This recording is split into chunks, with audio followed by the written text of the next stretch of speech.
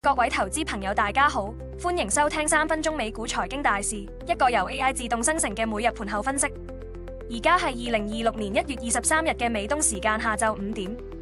尋日美股個市氣氛都幾好，三大指數好似約埋一齊向上。不過要睇真啲數據先，道瓊斯指數其實跌咗0.58%，收喺49,098.71。標普500就微升0.03%，收喺6,915.61。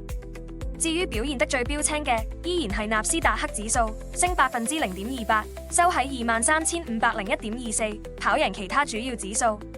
歐洲股市都唔失禮，德國DAX 30指數升0.18%，收喺24,900.71。跟住我哋睇下咩因素影響個市啦。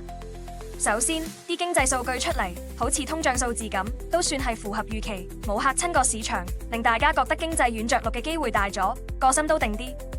第二呢，就係地緣政治嘅氣氛好似緩和咗少少，有消息話前總統特朗普收反對歐洲加關稅嘅威脅，咁讓歐美之間嘅貿易摩擦冇咁緊張，投資者嘅風險胃納即刻好返啲。第三個焦點就落喺科技巨頭身上啦，特斯拉嘅馬斯克喺達沃斯論壇度放咗好多好消息，話佢哋個人形機械人 Optimus 可能明年底就賣得，搞到市場對科技同未來增長嘅故事又好興奮。不過特斯拉股價就微跌0.07%，收喺449.06。不過話分兩頭，個市表面好似唔錯，但暗湧都仲係有嘅。最大嘅提醒就係嚟自芯片股英特爾，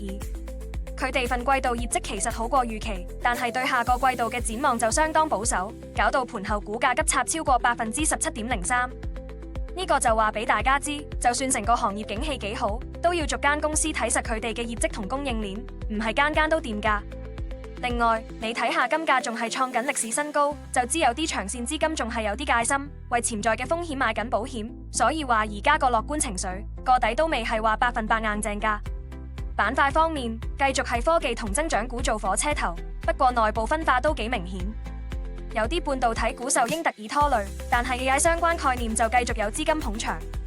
有分析就話，資金可能慢慢會輪動去一啲金融、能源呢類之前冇咁起眼嘅價值股度揾機會。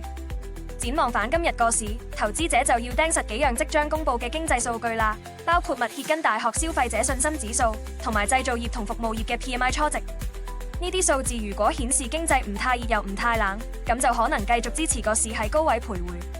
但如果數據太強令市場驚通脹翻燒，或者太弱令人擔心衰退嘅話，咁就可能會觸發一啲波動價啦，特別係對一啲估值已經唔平嘅增長股嚟講。好啦，今日嘅美股盤後分析就同大家講到呢度。本節目內容由人工智能技術全自動生成，只係提供資訊同埋教育用途，唔構成任何專業財務、投資或法律建議。